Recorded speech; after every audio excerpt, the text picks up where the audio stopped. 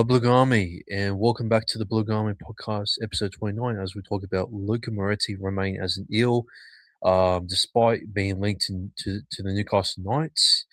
And we also get back to Zach Long's situation, as Para are now interested in three Storm players, along with a warning message from the RLPA's boss, Clinton Newton, about Zach's current situation and warning the Melbourne Storm about using their players as a pawn to sign Zach Lomax as a for trading him in. And before we go into episode 29, please make sure to follow all of our socials on TikTok, Instagram, and also on YouTube as the one that you are watching right now. And please make sure you like, share, and subscribe to the channel itself. And make sure to share this episode to all of the Parramatta community content creators out over there, so that we can get all connected together to discuss more news and current updates daily. Now let's get into episode 29 of the Blue Army podcast. So going to Luca Moretti's news, there were links early this month that Luca was linked to the Newcastle Knights, as the Premier Eels are set to retain him, being still contracted until 2027, which thankfully saves our forward steps, as we did discuss last week, as we did need some desperate need to sign a forward, which we did miss out on Keon Kilamatangi, which that is a big miss targeting player that we did need, and along with other players like Ruben Garrick, which we all know that he is going to go to the Roosters soon to follow up with DCE for that reasoning. But yeah, we were rumored to get Trey Mooney, which he is going to Newcastle. We should have gone Leo Thompson last season, but that ship has sailed. He has gone to our arch rivals, the Canterbury Bankstown Bulldogs. But yeah, look, thankfully Luca Moretti will be remain at the club, which it hasn't been confirmed by the club yet. He is set to be signed by Parramatta themselves. As we all know, that this little Italian stallion does have the same type of style as Nathan Brown, who can burst through lines, make make a couple of tackle breaks. Even though at the moment he is not in training, which he is battling out throughout a rehab. And hopefully, once he does get over that rehab, he will be able um, be able to compete with other young forwards, which it is going to be hard to climb a mountain up, competing with other forwards like Charlie Geimer, Matt Dory, Sam Tuivati, who else is there? Keon Toga there as well. And yeah, and hopefully he can come back well and truly healthy, and could be able to find his spark again, just like how he was from last season, where he was finally getting a couple of minutes, as what his real issue was when Bradford was managing him, and that he didn't get any minutes at all to show his full potential, and that he was making some poor fundamental errors because of that reasoning. And hopefully he can overcome his a rehab, and that he doesn't come back as a Jermaine Hopgood 2.0, as what he had to change his position to make his game at least work for him and for his future, long term wise, to fit Jason Rolls' playing style. So yeah, hopefully this rehab doesn't force Luca Moretti to be in that same situation as what Jermaine Hopgood was last season. So yeah, I'm very happy that we have kept another forward here, despite with all of the outs with a backline depth there. with Sean Russell, which he is technically still playing for us in 2026, but will be going to the Perth Bears in 2027. Zach Lomax now, we all know that he is going to leave at some point. He is no longer welcome back after on what he has done, which we will go into that topic after this. But still getting onto this, we did lose other backline depths like Dominic Faruga, who has gone to the Sydney Roosters. We have also lost Josh Ling, which does leave a little bit of a shortage on our half step. Sorry, after Dean Hawkins has gone to the Super League to join the new promoted club. I forgot their name, but they have been promoted. I'm pretty sure I have discussed about it last episode. I don't think I have. I could be wrong, but yeah. But the fact that Jason Rolls still wants to keep Luca Moretti around, it does make me think that Jason Rolls still wants to buy that ideal forward, but unfortunately, it hasn't really worked out for him at the moment during this preseason, since he has been waiting to land a perfect to land a perfect target like Keon Kilamatangi, which it hasn't really turned out for him. And yeah, he was trying to build a decent roster, a decent four pack around Mitchell Moses, just like how the Penrith Panthers did around Nathan Cleary, getting Lee Martin, Isaiah Yeo, who used to be a 5'8", technically, technically, but still, they built a great spine to really get that attack going, and that the fitness was just incredible, and the game plan was just absolutely just amazing on what Ivan Cleary has done throughout the 5 to 10 year plan on what Phil Good Gus has done throughout the club, and that's something that this club is missing at the moment with uh, missing that right chairman that we need to attract those right players that we are trying to land for um, when we're trying to instead attract them by having the most best facility in the NRL, which uh, it hasn't really worked out for any players to convince them to come to this club. So yeah, it's a little bit odd, but you still need a chairman to get that deal over the line as quickly as possible before other teams like St George just take him on a helicopter on a tour around just to see if they can convince them. So, yeah, look, I feel like that we need something that we need like a chairman like that to really convince him to have a tour around the facility and see if the future is going to fit here and that it's going to change their whole entire career and also improve on the game, especially with especially on a rookie coach who was trying to give many young players opportunities coming through, which is uh, an ideal coach that a player wants to use to be able to teach some new stuff for them throughout their experience with Craig Bellamy and Trent Robinson. So, I mean, yeah, it's a little bit odd that we can't be able to get over the line with our current chairman,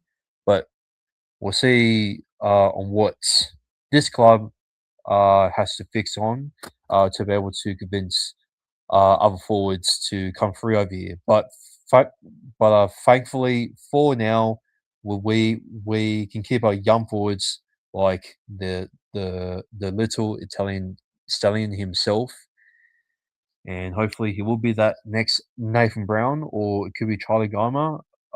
Who knows? So yeah, let's move on to the next topic. Now we move on towards the next topic, which could be a bit of a reach for this episode, to be honest.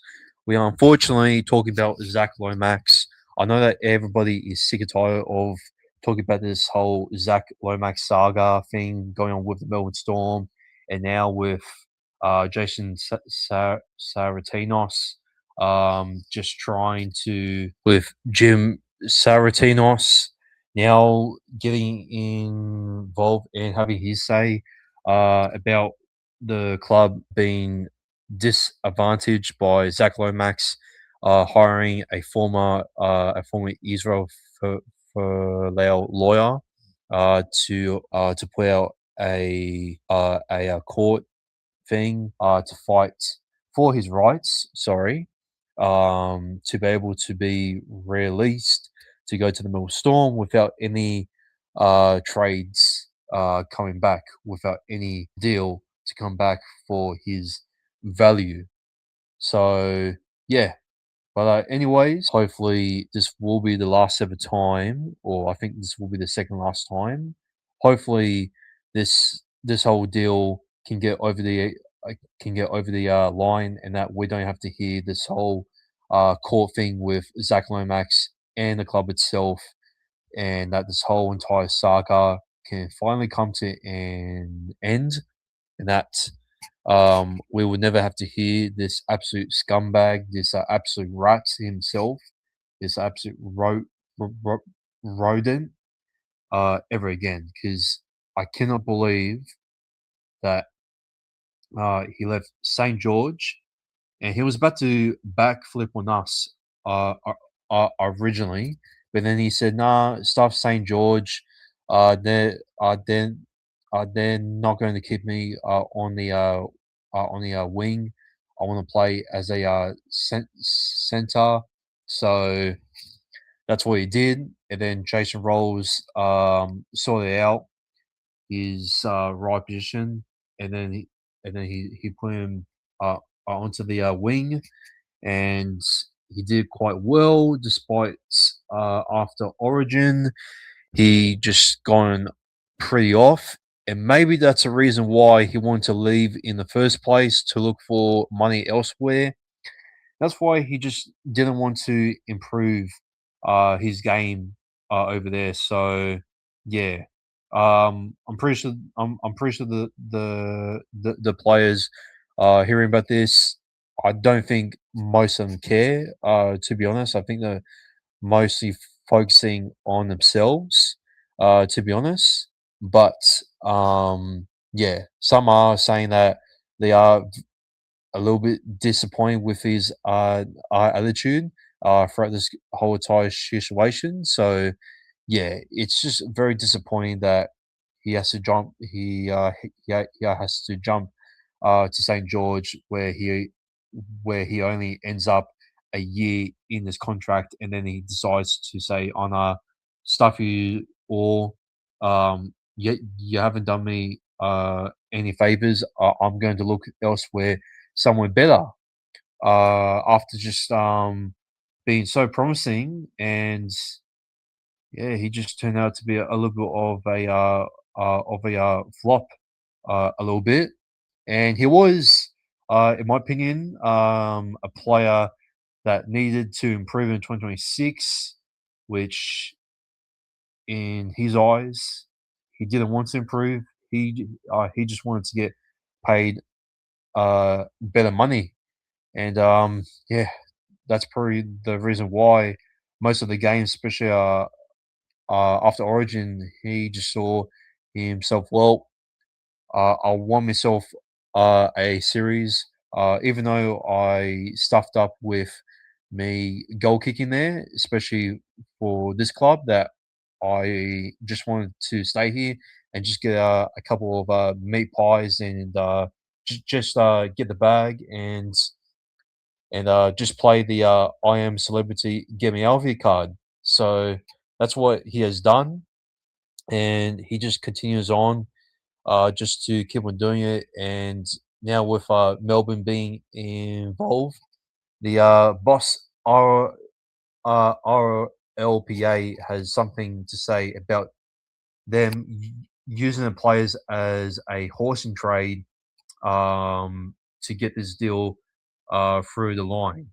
Now, Clinton, now I'm pretty sure that's his name. Yes, Clint Newton.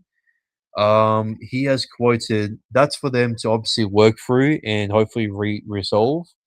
However, we certainly wouldn't be supportive of anyone entering in some sort of horse trade, as I mentioned before, type situation where it's on the condition of player X or player Y going to Parramatta.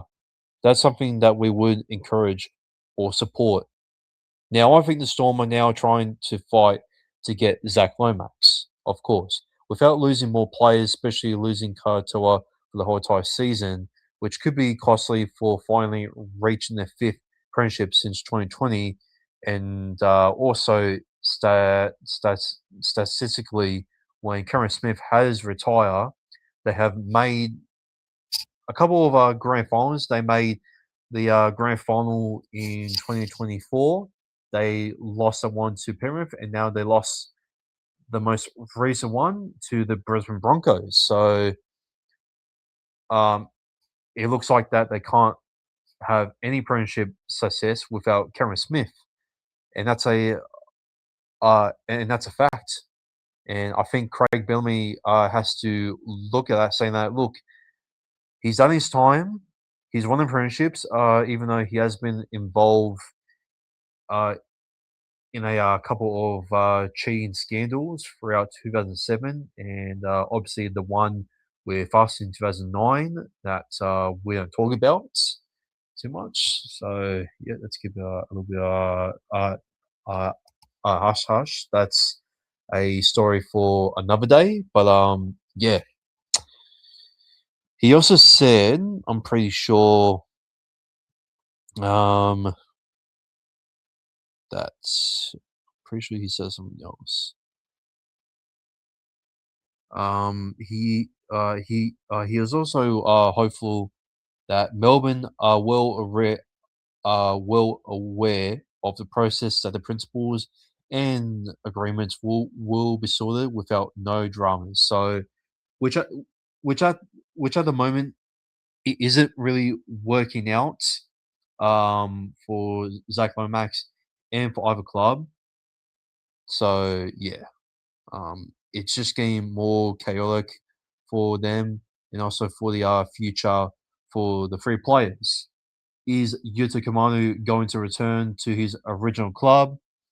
Is Xavier Coates going to be surprisingly going to be disloyal? To be honest, definitely not. But will we highly likely get Jack Horvath for Zach Lomax? There, there is a highly possibility.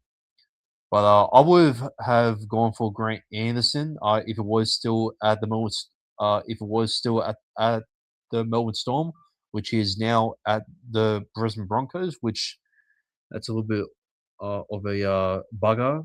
It's not target him, but oh well, that ship has a long sailed. So yeah, but we all know in this current situation that Parramatta they're just not at fault here at all. And look, it doesn't make sense for Jim Saratinos saying that as far as we're concerned, we won't be consenting to him signing with another club unless there's an appropriate exchange of value.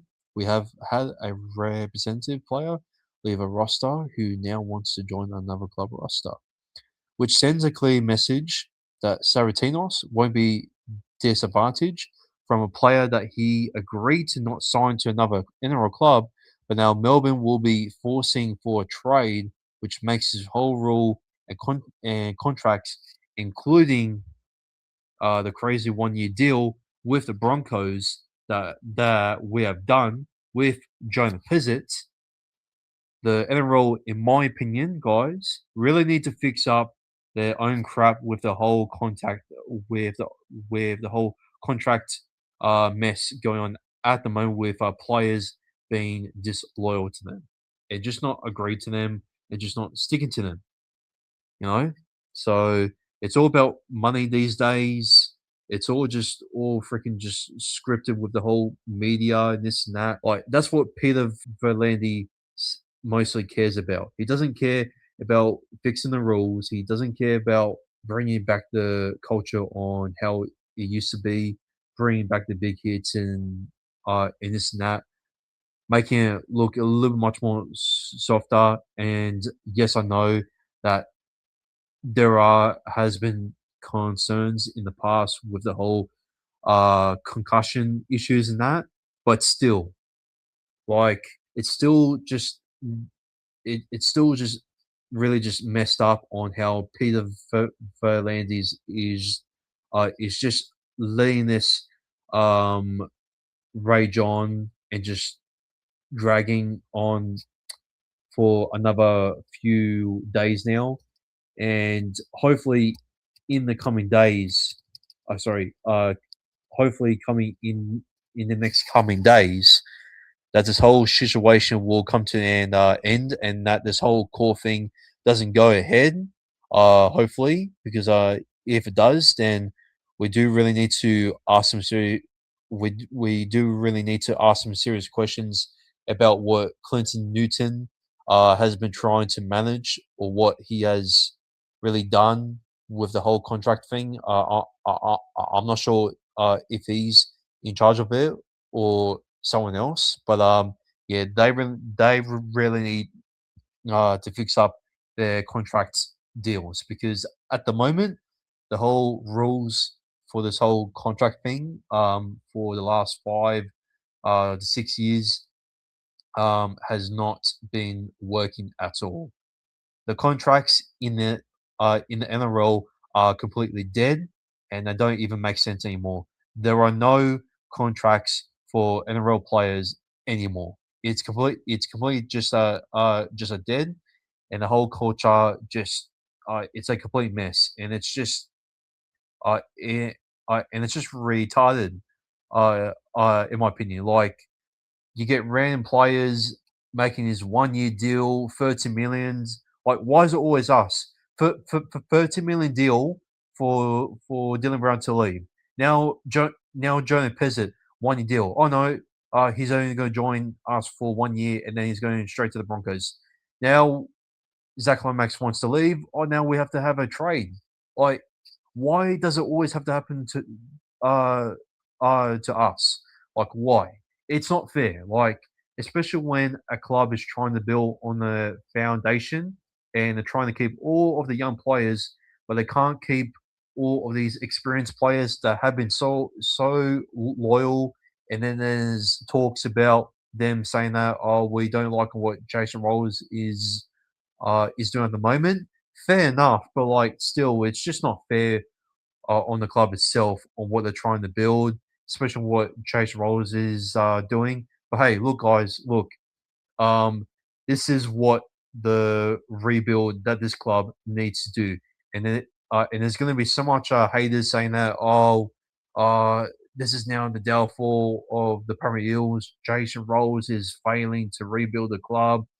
La da, there's contracts, Zach Lomax, this and that. Parma are going to be in some sort of trouble if they're if Brian Kelly doesn't uh, excel. And this whole Jonah Pizza thing is a complete joke. Oh, Zach Lomax has now filed a a report for you guys. That's coming for you guys for trying to get him. And now Dragons fans are saying that, oh, this is what you get when you get Zach Lomax. Oh, you fell for the trap, guys. Oh, you missed out on killing Kalamatani. Man, shut up. Shut up. Come on. Like seriously, like hopefully sooner or later there is going to be that ideal forward after this whole complete mess, is just putting is just all dug up into that dark hole that we will never ever see or ever hear again. So yeah, that's my take on the on the whole entire situation at the moment, and hopefully we can get this trade sorted, and that we can either get Yuta Kamanu or either Jack Horov. In my opinion, as I discussed it last episode, I did say that Yuto Kamanu could be a little bit of a risk with his discipline issue, not him improving in a Melbourne Storm system, but he could come back and see some familiar faces, which it could help him out. But you can get a backline depth. Plus, he does play uh, he does play second row, and he does have a secondary row role in some sort of a role that he can be able to have the possibility of goal kicking as well. So that's also another good thing about getting Jack Horov. Despite him not having the greatest form like your Grant Andersons or either your Zach Lomax in that.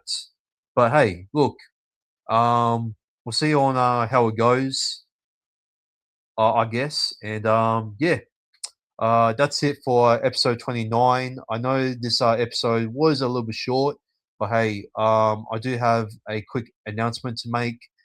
I will be going single throughout this whole entire year for the Blungami podcast itself. And the reason why for that is I was trying to look for many Paramount content creators as possible, but unfortunately, with the lack of interest and with the commitment that they can't be able to do, unfortunately, I have to go. I have to do it for myself at the moment until the opportunity does come up. For any promo content creators out there who want to be a co-host of the Blue Garment podcast itself, just to help me out, just to get some more discussions for the podcast itself, please DM me as soon as possible, and I'll get back to you people as soon as possible. So yeah, uh, a- anyways, guys, that's gonna be it there for episode 29. As I said before, I know it's a little bit short, but there's not really much to really talk about. Um, and I do need to get used to this whole scheduling thing for uploading these episodes on Wednesday. So yeah, hopefully you guys did enjoy this episode. If you guys did, please make sure you like, subscribe, share this episode to the whole Paramount community to take a look at, and hopefully they will like it. And yeah, that's it from the Blue Gummy podcast. Balloon Gold never folds, and most importantly, go Para.